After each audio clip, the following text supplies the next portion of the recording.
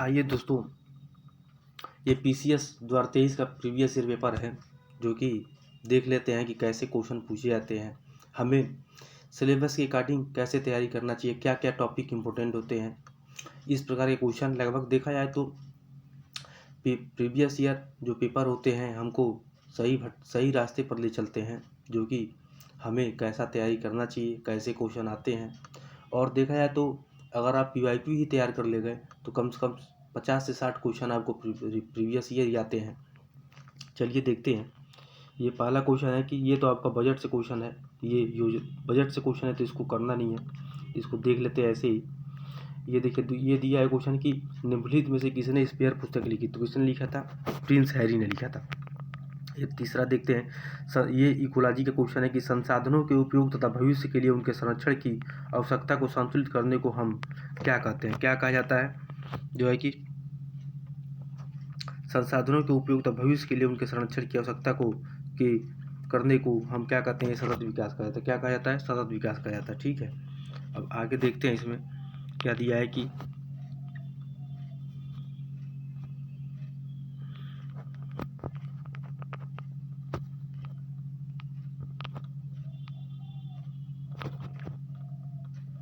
ये देखिए, एक मिनट, ये चौथा क्वेश्चन है कि राष्ट्रपति संसद का भाग है। राष्ट्रपति बिल्कुल संसद का भाग है, ठीक है। और राष्ट्रपति संसद जो है कि आर्टिकल 79 ये कहता है कि संसद राष्ट्रपति, राज्यसभा और लोकसभा से मिलकर बनेगा। आगे देखते हैं, इसमें दिया हुआ एक्सप्लेनेशन। संसद के दोनों सदनों द्वारा पारित विधेयक राष्ट्रपति की सहमति के बिना कानून नहीं बन सकते। बिल्कुल दोनों कथन सही है, ए और आर दोनों सत्य आर ए का सही व्याख्या करता है। संविधान के अनुच्छेद 79 के अनुसार भारत की संसद राष्ट्रपति और दोनों सदनों राज्यसभा और एवं लोकसभा से मिलकर बनेगी। साथ ही अनुच्छेद 111 के 10 संसद के दोनों सदनों द्वारा पारित विधेयक राष्ट्रपति की स्वीकृति के बिना के बाद ही कानून का रूप ले लेता है। इस प्रकार कथन और कारण दोनों सही हैं तथा कारण कथन की सही व्याख्या है। मिलिंद पानु राजा मिलिंद तथा एक बौद्ध भिक्षु के मध्य समाज रूप में है। क्या है? नागसेन है। पाली ग्रंथ मिलिंद पानु बौद्ध भिक्षु शासक नागसेन तथा यवन शासक मिलिंडर मिलिंद के संवाद है। महासागरीय लवणता कर्क और मकर रेखाओं पर अधिकतम होती है। पृथ्वी पर प्रतिदिन ठीक 12 घंटे 30 मिनट बाद ज्वार आता है। बेंगुला प्रशांत महासागर की ठंडी धारा है। इसमें ऑप्शन ए जो है कि गलत दिया हुआ। महासागरीय लवणता कर्क एवं मकर रेखाओं पर क्या होता है? न्यूनतम होता है, न कि अधिकतम होता है। ठीक है, आगे देखिए क्या दिया है कि आगे देखते हैं, यदि सूर्य पृथ्वी तथा चंद्रमा एक सीधी में हो तो यह स्थिति क्या कहलाती है? लघु ज्वार कहलाती है। क्या कहलाती है? लघु ज्वार कहलाती है। ठीक है, अब इसमें पढ़ते हैं कि भूमध्य रेखा के ध्रुव की ओर जाने पर सामान्यतः रूप से लवणता में कमी आ जाती है, परंतु उच्चतम लवणता 20 से 40 उत्तरीय अक्षांशों में पाई जाती है, जहाँ पर उसकी मात्रा 36% रहती है, क्योंकि इन भागों में उच्च तापक्रम तथा उच्च वाष्पीकरण के साथ आर्द्रता न्यून होती है। कर्क रेखा और मकर रेखा पर 23.5 डिग्री उत्तरीय अक्षांशों पर स्थित होती है, अतः इस स्थान पर लवणता सर्वाधिक पाई जाती है। आगे देखते हैं क्या क्वेश्चन दिया अल नीनो के संदर्भ में। अल नीनो में पूर्वी प्रशांत क्षेत्र में पेरू के तट पर गर्म धाराओं का प्रकट होना शामिल है। यह गर्म धारा पेरू के तट पर पानी के तापमान को 10 सेंटीग्रेड तक बढ़ा देती है, जिसमें समुद्र प्लैंकटन की मात्रा बढ़ जाती है। आइए देखते हैं इसमें क्या दिया हुआ है। ये दिया है कि अल नीनो एक पैटर्न है जो जलवायु पूर्ण उष्णकटिबंध प्रशांत महासागर में सतही जल के असामान्य रूप से गर्म होने का वर्णन करता है। यह परिवर्तन पेरू के तट के साथ ठंडी धाराओं का अस्थायी प्रतिस्थापन है। अल नीनो क्या है? अल नीनो एक स्पेनिश शब्द है। अल नीनो एक स्पेनिश शब्द है जिसका अर्थ क्या होता है? मूल बच्चा है। अल नीनो कारण सामान्य से अधिक गर्म समुद्री तापमान, अस्थिकरण की वृद्धि और समुद्र के पोषक तत्वों में कमी के कारण फाइटोप्लैंक्टन नुकसान का अनुभव करती है। निम्नलिखित में से कौन सी महिला स्वतंत्रता सेनानी भारत छोड़ो आंदोलन से संबंधित नहीं है? शांति घोष नहीं थी, बाकी ये तीनों लोग थे। प्रश्नगत देखते इसमें क्या दिया हुआ। भारत छोड़ो आंदोलन से संबंधित नहीं थी। ध्यातव्य है कि दिसंबर 1931 में तत्कालीन बंगाल की 2 स्कूली छात्राओं शांति घोष और सुनीता चौधरी ने एक जिलाधिकारी की गोली मारकर हत्या कर दी थी। शेष विकल्प क्या है? महिला स्वतंत्रता सेनानी भारत छोड़ो आंदोलन से संबंधित है। माउंट न्यूमैन निम्नलिखित में से किस खनिज के लिए प्रसिद्ध है? ये लौह अयस्क के लिए है। माउंट न्यूमैन किसके लिए है? लो अयस के लिए है और ये कहाँ पे है? ऑस्ट्रेलिया में। कहाँ पे है? ऑस्ट्रेलिया में। माउंट न्यूमन कहाँ पे है? ऑस्ट्रेलिया में। ठीक है, देखते हैं आगे क्या दिया हुआ। Mount Newman mining private limited मुख्यतः लौह अयस्क के खनन के लिए मशहूर है। इस कंपनी ने वर्ष 1992 तक पश्चिमी ऑस्ट्रेलिया में लौह अयस्क का खनन किया। माउंट न्यूमन कहाँ पे है? ऑस्ट्रेलिया में। ठीक है, सब तैयार करते चलिए। ये दिया है, ये क्वेश्चन करंट अफेयर क्वेश्चन है। ये आपका दोनों क्वेश्चन देखिए क्या दिया हुआ है कि उच्चतम न्यायालय को यह शक्ति प्रदत्त है कि वह बंदी, प्रत्यक्षीकरण, परमादेश, प्रतिषेध, अधिकार परीक्षा और उत्प्रेषण रीट जो भी मूल अधिकारों को लागू करने के लिए समुचित हो उस रीट का प्रयोग कर सकता है। बिल्कुल कर सकता है, ये सही दिया हुआ है। संसद को अधिकार है कि वह कानून बनाकर किसी अन्य न्यायालय को अपनी आधिकारिक स्थानीय सीमाओं के भीतर उच्चतम न्यायालय की दी गई इन शक्तियों का प्रयोग कर सकता है। बिल्कुल कर सकता है। देखिए पढ़ लेते हैं कि संविधान के अनुच्छेद 32 के खंड 2 के तहत उच्चतम न्यायालय यह शक्ति प्रदत्त है कि वह मूल अधिकारों को किसी को लागू कराने के लिए निर्देश या आदेश या रीट जिनके अंतर्गत बंदी, प्रत्यक्षीकरण, परमादेश, प्रतिषेध, अधिकार परीक्षा और उत्प्रेषण रीट है जो समुचित है का प्रयोग कर सकता है। ठीक है, अब देखिए आपका 12 नंबर क्वेश्चन क्या दिया हुआ है कि 1857 में बरेली उत्तर प्रदेश में क्रांति का नेता कौन था? कौन थे? खान बहादुर खान थे। कौन थे? खान बहादुर खान थे। पढ़ लेते हैं, आगे देख लेते हैं इसमें क्या दिया हुआ है। कौन थे? खान बहादुर खान थे। ठीक है, आगे देखते हैं तो बरेली में रुहेलखंड के भूतपूर्व शासक के उत्तराधिकारी खान बहादुर ने 1857 के विद्रोह की रहनुमाई की। यद्यपि ब्रिटिश पेंशन पर गुजर बसर कर रहे खान बहादुर ने शुरू में इसमें कोई दिलचस्पी नहीं ली थी, किंतु विद्रोह की लहर फैलते ही उन्होंने खुद प्रशासन संभाल लिया था। ठीक है, आगे पढ़ते हैं। उत्तर प्रदेश के संदर्भ में निम्नलिखित कथनों पर विचार कीजिए। राज्य के कुल भौगोलिक क्षेत्रफल का लगभग 12.8 है। गलत दिया हुआ है क्योंकि लगभग 6.15% के लगभग क्या है कि 1 है। 6.15% के लगभग क्या है? 1 है। अब देख लेते हैं आगे क्या दिया हुआ है। ये दिया हुआ है कि हाँ भाई देखिए, Indian state of forest report 2021 के अनुसार उत्तर प्रदेश में कुल भौगोलिक क्षेत्रफल में मात्र 6.15% भाग पर वनावरण है तथा वृक्षावरण क्षेत्र का मिलाकर यह 9.23% है। कितना है? 9.23। बता दें कि ISFR रिपोर्ट जो है पहली बार 1987 में हुआ था, जारी किया गया था। जो बता दें कि फॉरेस्ट रिपोर्ट हर 2 साल पे आता है। तो अब आगे पढ़ते हैं इसमें। देखिए आगे देखते हैं क्या क्वेश्चन दिया हुआ है। 30 नंबर तो यही है क्वेश्चन। 40 नंबर देखते हैं क्या दिया है। ये आपका करंट अफेयर क्वेश्चन है, छोड़ दीजिए। आगे देखते हैं गैर पारंपरिक ऊर्जा स्रोत। एक देखिए, एक पारंपरिक ऊर्जा स्रोत होता है, एक गैर पारंपरिक ऊर्जा स्रोत होता है। गैर पारंपरिक में क्या क्या आ जाएंगे? जैसे कि पवन हो गया, जैसे कि क्या क्या हो जाएगा? पवन हो गया, ऊर्जा हो गया, सूर्य का प्रकाश हो गया। ये सब क्या है? गैर पारंपरिक है। और पारंपरिक में क्या क्या हो जाएंगे? जैसे कोयला हो गया, प्राकृतिक गैस हो गया। ये सब क्या है? पारंपरिक स्रोत हैं। किसके? ऊर्जा के। ठीक है, ये देखिए ये क्वेश्चन करंट अफेयर का है, इसको छोड़ ही देते हैं। अब देखिए क्या दिया है। 70 नंबर क्वेश्चन ये दिया हुआ है कि ये मेडिवल का क्वेश्चन है। संगीत की टप्पा शैली निम्नलिखित में से किस मुगल सम्राट के दरबार में परिष्कृत एवं विकसित हुई थी? कहाँ पे हुआ था? मोहम्मद शाह के दरबार में क्या होता? टप्पा शैली आई थी। कब आई थी? मोहम्मद शाह के दरबार में। ठीक है, मोहम्मद शाह के संगीत की टप्पा शैली मुगल सम्राट मोहम्मद शाह के दरबार में परिष्कृत और विकसित हुई।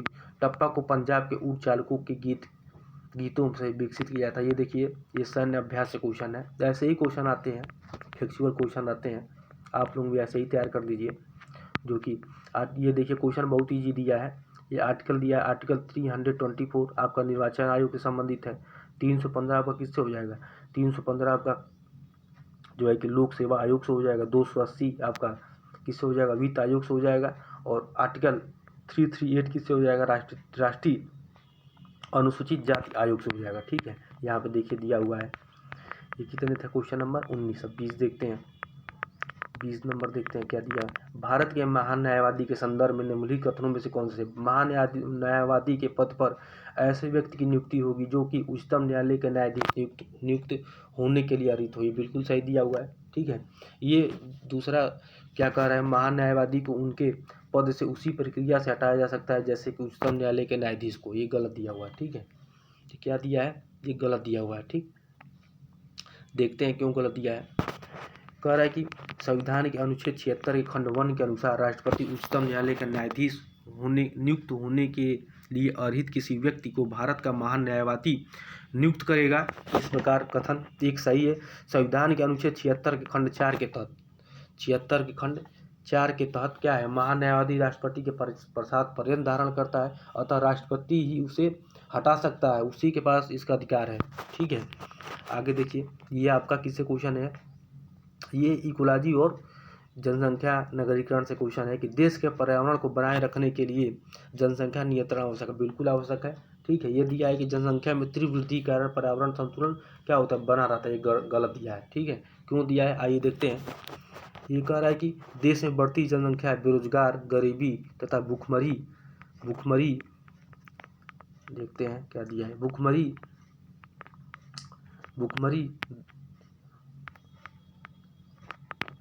भूखमरी दृष्टि नहीं कर रही, अपितु वह प्रकृति पर भी अपना दुष्प्रभाव छोड़ रही है। बढ़ती जनसंख्या पर्यावरण असंतुलन का प्रमुख कारण है, क्योंकि जनसंख्या वृद्धि पर्यावरण पर बहुआयामी प्रभाव होता है, अतः पर्यावरण को बनाए रखने हेतु जनसंख्या नियंत्रण आवश्यक है। ठीक है, कालक्रम की दृष्टि से ये देखिए आपका मॉडर्न हिस्ट्री से क्वेश्चन है। ऐसे ही क्वेश्चन क्रोनोलॉजी में आते हैं। डे टू जो युद्ध हो गए, आंदोलन हो गया कोई, उसको विशेष तरीके से आप एक जगह कोई रजिस्टर में नोट कर लीजिए, बाकी उसी को बार बार देखते रहिए। ऐसे ही क्वेश्चन क्रोनोलॉजी में आते हैं। जैसे होम रूल आंदोलन हो गया 1916 में, जालियांवाला बाग आंदोलन हो गया 13 अप्रैल 1919 हो गया, खिलाफत आंदोलन हो गया 27 अक्टूबर 1919, मुपला विद्रोह 1921 में। कहाँ पे होता मुपला विद्रोह, केरल में हुआ था। कहाँ पे हुआ था, केरल में हुआ था। ठीक है, आगे देखते हैं।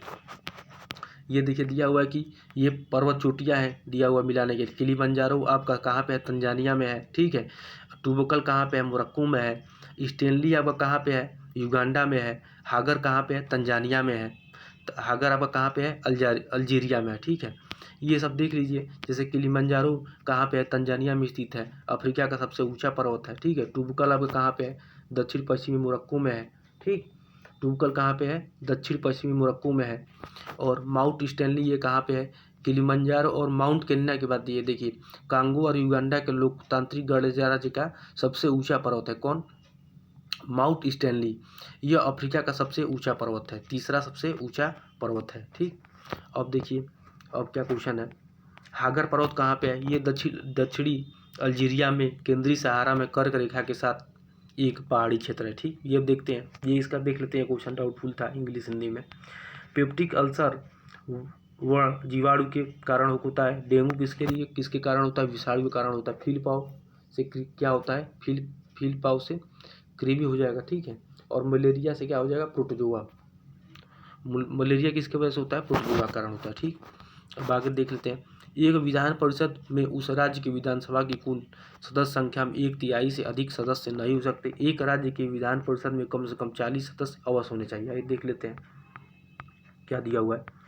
ये दिया है कि संविधान के अनुच्छेद 171 खंड 1 के अनुसार किसी राज्य की विधान परिषद के सदस्यों की कुल संख्या उस राज्य की विधानसभा के सदस्यों की कुल संख्या के 1/3 से अधिक नहीं होगी। परंतु किसी राज्य की विधान परिषद के सदस्यों की कुल संख्या किसी भी दशा में 40 से कम नहीं होगी। देखिए इसमें अपवाद भी होते हैं, कई जगह तो 67 हैं। आगे देखते हैं क्वेश्चन जो है कि क्या कह रहा है। 25 नंबर हो गया था, 25 से आगे देखते हैं 26 देखते हैं। ये देखिए ये थीम के क्वेश्चन है। विश्व वेटलैंड दिवस कब मनाया जाता है, डे और थीम पूछ लेता है, तो ये 2 फरवरी को इजी क्वेश्चन है। ये देखिए मिड डे मील योजना को कब, पीएम पोषण योजना में कब इसको, जैसे पहले मिड डे मील योजना था तो उसको कब को पीएम पोषण योजना में किस वर्ष पुनर्निर्मित किया था। ये योजना से क्वेश्चन आते ही रहते हैं। 2021 में जो है कि इसका हो जाएगा 29 सितंबर 2021 को प्रधानमंत्री नरेंद्र मोदी की अध्यक्षता में आर्थिक मामलों की मंत्रिमंडलीय समिति ने प्रधानमंत्री पोषण योजना को मंजूरी प्रदान की। इस योजना ने पूर्व में चल रही मिड डे मील योजना का स्थान लिया है। भारत के उपराष्ट्रपति का निर्वाचन, जिसे सर्वोच्च न्यायालय द्वारा शून्य घोषित किया गया है, के संदर्भ में उपराष्ट्रपति के रूप में इस प्रकार की घोषणा से पूर्व उसके द्वारा किए गए कार्यविधि मान्य होते हैं। बिल्कुल मान्य होते हैं। ठीक है, ये सही है। और जो है कि उपराष्ट्रपति के रूप में इस प्रकार की घोषणा के होने के दिन उसके द्वारा कार्यविधि मान्य नहीं होती, गलत दिया हुआ है। ठीक है, देखते हैं क्या दिया है इसमें। ये दिया है कि निर्वाचन को शून्य घोषित कर दिया जाता है तो उसके यथास्थिति राष्ट्रपति या उपराष्ट्रपति द्वारा अपने पद की शक्तियों के प्रयोग और कर्तव्यों के पालन में उच्चतम न्यायालय के निश्चय की तारीख को या उससे पहले किए गए कार्य उस घोषणा के कारण अविद्यमान नहीं होंगे। निम्नलिखित में से कश्मीर के किस शासक ने जजिया और गौ हत्या को समाप्त कर दिया? किसने? जैनुल आब्दीन, कश्मीर का शासक था। 1420 में अली शाह का भाई शाही खां जैनुल आब्दीन के नाम से कश्मीर के सिंहासन पर बैठा। वह कश्मीर का सबसे महान शासक हुआ। वह धार्मिक दृष्टि से अत्यधिक सहिष्णु था। उसकी धार्मिक उदारता के कारण उसकी तुलना मुगल बादशाह अकबर से की जाती थी। उसने हिंदुओं पर लगने वाला जजिया कर हटा दिया था। क्या किया था? ये जजिया कर को किसने जजिया कर को क्या किया था? ये हटा दिया था। किसने हटाया था? अली शाह। अली शाह भी कहते हैं जो है कि इसका नाम, इसको अली शाह भी कहा जाता है। इसने गौ हत्या को निषिद्ध कर दिया था। इसी के समय में क्या हुआ था? अली शाह के समय में ये शाही खां जो था, इसके समय में महाभारत दशावतार तथा राजतरंगिणी का फारसी में अनुवाद किया गया। भारत के किस भाग में हांगुल नामक हिरण पाया जाता है? कहाँ पे पाया था? जम्मू कश्मीर में। कश्मीरी लाल हिरण को हांगुल के लोकप्रिय नाम से जाना जाता है। यह जम्मू और कश्मीर का राज्य पशु भी है। ठीक है, ये देखिए क्वेश्चन है कि संधारणीय विकास के संदर्भ में वैश्विक सूचना संरचना तथा राष्ट्रीय सांख्यिकीय व्यवस्थाओं द्वारा प्रस्तुत एक एवं क्षेत्रीय आधार पर संकलित सूचना के आधार पर संयुक्त राष्ट्र महासचिव एक वार्षिक संधारणीय विकास लक्ष्य रिपोर्ट प्रस्तुत करता है। ये बिल्कुल सही दिया है। ठीक है, ये बिल्कुल सही है। फिर कह रहा है कि वैश्विक संधारणीय विकास रिपोर्ट पर हर तिमाही संयुक्त राष्ट्र महासभा में चतुर्वार्षिक संधारणीय विकास लक्ष्य के विषयों को पुनर्वलोकन वेद प्रस्तुत करता है। ये क्या हुआ है? ये गलत हुआ है, क्योंकि ये हर तिमाही संयुक्त राष्ट्र महासभा में चतुर्वार्षिक नहीं होता है। ठीक है, इसमें नई विकास जारी किया जाता है, लक्ष्य जो है उसको नहीं जारी किया जाता है। इसमें दिया हुआ है, देखिए आगे पढ़ते हैं। दिया है कि वैश्विक संधारणीय विकास रिपोर्ट प्रति तिमाही नहीं बल्कि प्रत्येक 4 वर्ष के अंतराल पर जारी किया जाता है। उसमें 4 वर्ष दिया है। इसमें क्या है कि क्या होता है कि 4 वर्ष के अंतराल पर जारी होता है। प्राकृतिक संसाधनों का वर्तमान, ये देखिए क्या है, प्राकृतिक संसाधनों का वर्तमान पीढ़ी द्वारा इस प्रकार से उपयोग किया जाए कि प्राकृतिक संसाधनों का न्यूनतम क्षरण हो।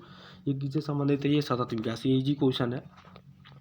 सतत विकास संसाधनों का प्रयोग का एक आदर्श मॉडल है जो यह बताता है कि आर्थिक विकास के साथ साथ पर्यावरण को भी सुरक्षित रखना है। ठीक है, आगे देखते हैं। भारतीय, ये करंट अफेयर क्वेश्चन हो गया। आगे देख लेते हैं क्या दिया हुआ है। ये देखिए, ये क्वेश्चन आपका जो है कि ये पॉलिटी का क्वेश्चन है। इसमें संविधान सभा की प्रथम बैठक कब हुई थी? 9 दिसंबर 1946 को। प्रारूप समिति की नियुक्ति 29 अगस्त 1947 को। भारतीय संविधान को कब अंगीकृत और निर्मित किया गया था? 26 नवंबर 1949 को। कब हुआ था? 26 नवंबर 1949 को। भारतीय संविधान के प्रवृत्त होने की तिथि कब थी? 26 जनवरी 1950 को। ठीक, सेवाओं के बारे में छोड़ ही दीजिए।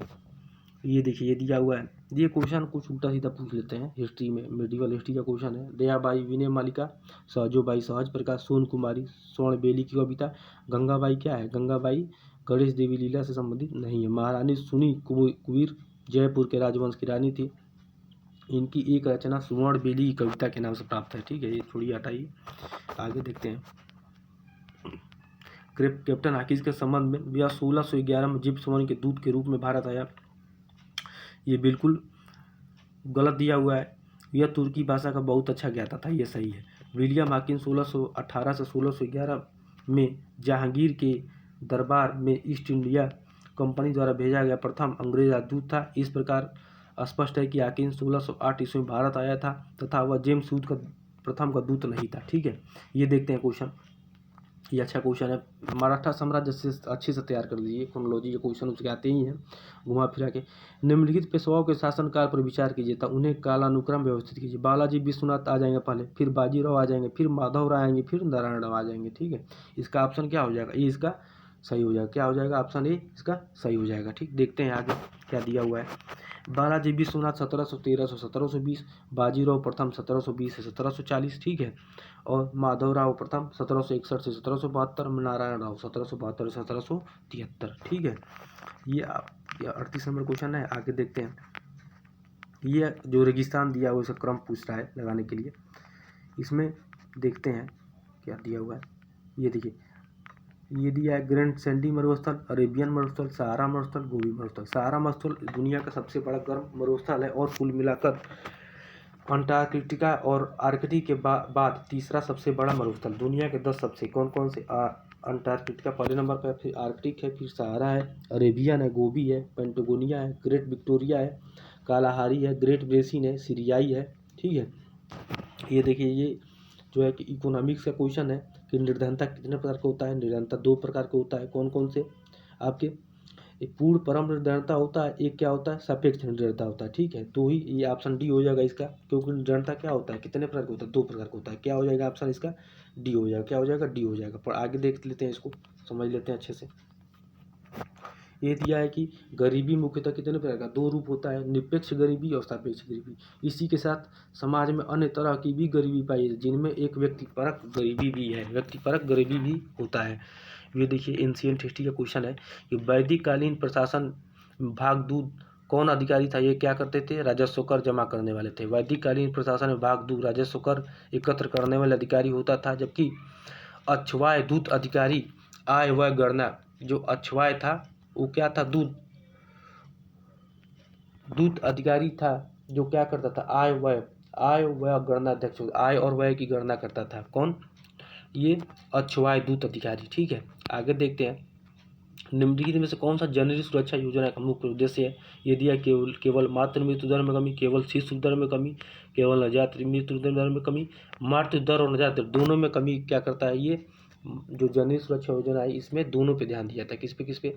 मातृ मृत्यु दर तथा नवजात मृत्यु दर में कमी। ठीक है, आगे देखते हैं। ये कब आया था? राष्ट्रीय ग्रामीण स्वास्थ्य मिशन 12 अप्रैल 2005 को। कब आया था? 12 अप्रैल 2005 को राष्ट्रीय स्वास्थ्य मिशन आया था। ठीक है, आगे देखते हैं। ये कह रहा है कि नेताजी सुभाष चंद्र बोस द्वारा आज़ाद हिंद फौज के हिस्से के रूप में गठित महिला रेजिमेंट का क्या नाम था? रानी झांसी रेजिमेंट। सुभाष चंद्र बोस ने रानी लक्ष्मीबाई के नाम पर महिलाओं ये 3 गठित किए थे। देखते हैं आगे, इसमें दिया हुआ, इसको पढ़ते हैं अच्छे से। रानी झांसी रेजिमेंट स्थापित की। आज़ाद हिंद फौज के 4 और ब्रिगेड, जिसका नाम था Azad brigade, Subhash brigade, Nehru brigade और गांधी ब्रिगेड, 4 थे। आज़ाद हिंद फौज में कितने थे? 4 ब्रिगेड थे। कौन कौन से? आज़ाद ब्रिगेड, ठीक है, आज़ाद ब्रिगेड और Azad brigade, Subhash brigade, Nehru brigade और क्या था? गांधी ब्रिगेड। ये 4 लोग थे।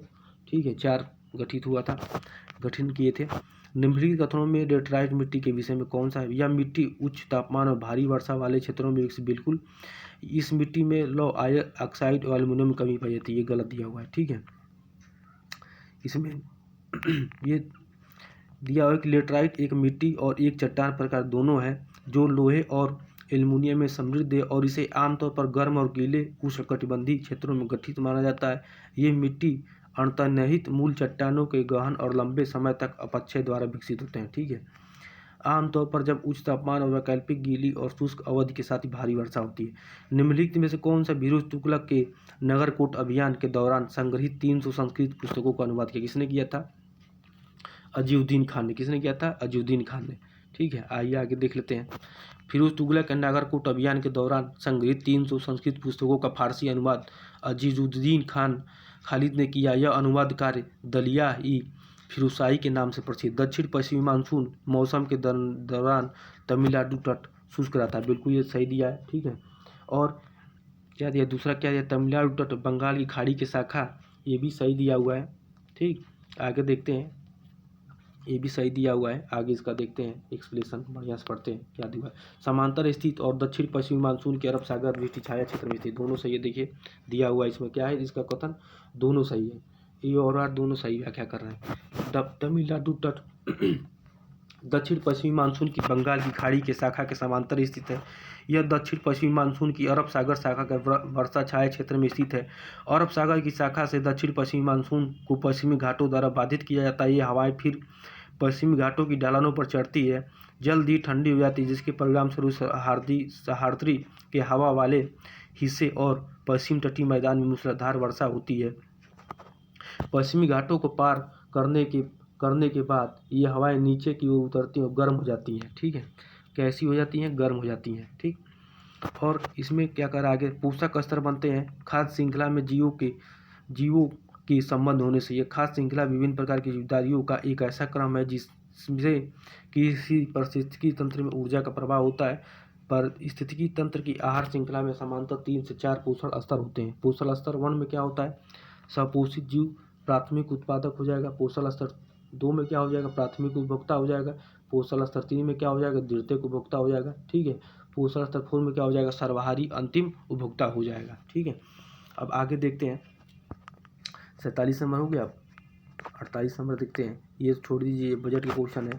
49 देखते हैं, पंचायती राज पर अशोक मेहता समिति प्रतिवेदन 1977 की प्रमुख सिफारिशों के संदर्भ में निम्नलिखित कथनों में से कौन सा सही। पंचायती राज के 3 स्तरीय व्यवस्था के स्थान पर द्विस्तरीय होना चाहिए।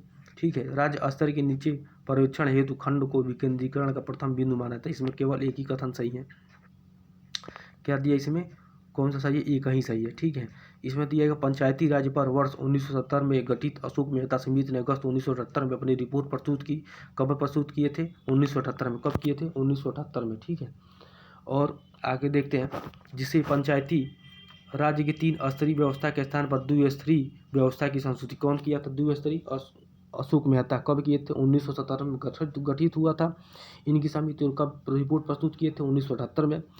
त्रिस्तरीय की जगह पे क्या कहे थे, ये द्विस्तरीय व्यवस्था की संस्तुति दिए थे। इनमें जनपद स्तर पर जिला परिषद था, उससे नीचे गांवों के समूह पर मंडल पंचायत गठन का सुझाव था। ठीक है। आगे पढ़ते हैं, प्राचीन काल के भारत पर आक्रमणों के संबंध में निम्नलिखित शक, यूनानी शक कुषाण, ये क्या हो जाएगा, इसका बी हो जाएगा, यूनानी शक और कुषाण। ठीक। आगे देखते हैं क्या दिया हुआ है, ये देखिए, फिलीपाइंस में नारियल एवं गन्ने की कृषि का विकास को से किसके जाता है, स्पेन एवं अमेरिका वासियों, किसको जाता है, स्पेन एवं अमेरिका वासियों को जाता है। ठीक। स्पेन और अमेरिका वासियों ने फिलीपींस में नारियल और गन्ने के बागानी में भारी निवेश किया। एक समय इंडोनेशिया में भी गन्ने की खेती पर डचों का अधिकार था। ये छोड़ दीजिए, ये क्वेश्चन करंट अफेयर का है, ये भी छोड़ दीजिए, करंट अफेयर क्वेश्चन है। अब देखते हैं आगे, 53 नंबर देखते हैं क्या दिया है, वो हो ही गया है, करंट अफेयर क्वेश्चन है। ये देखिए दिया हुआ है कि राजभाषा भाग 17 से संबंधित है, बिल्कुल सही दिया हुआ है। ठीक है। अब और आगे क्या दिया है, संघरा क्षेत्र, ये भी सही है। ये आपका क्या बोलते हैं, अनुसूचित जनजाति क्षेत्र, ये भी सही है। ये अधिकरण आपका गलत दिया है, क्योंकि इसका क्या होगा, 14 का होगा। क्या होगा, 14 का। ठीक है, 14 का होगा। ये आपका जो है कि गलत दिया हुआ है। अब आगे देखते हैं, ये देखिए दिया हुआ है, राजभाषा 17 से, संघरा क्षेत्र 8 से, अनुसूचित और जनजाति क्षेत्र 10 से, अधिकरण आपका 14 का हो जाएगा। ठीक। पंचायतों के समक्ष चुनावों का संचालन कौन करेगा, राज्य निर्वाचन अधिकारी करता है। किस आर्टिकल के तहत, अनुच्छेद 243 के अनुसार पंचायतों, अनुच्छेद 243 के अनुसार नगर पालिकाओं के चुनाव के लिए निर्वाचक नामावली तैयार करने और इनके निर्वाचकों के संचालन का अधीक्षण, निर्देशन और नियंत्रण राज्य निर्वाचन आयोग में निहित होता है। कहाँ होता है, ये देखिए हम देख लेते हैं, यही सीधा। उपयुक्त जनसंख्या सिद्धांत किसने दिया था, एडविन केनी ने दिया था। हेनरी सामाजिक असमायोजन सिद्धांत क्या दिया था, हेनरी जॉर्ज ने दिया था।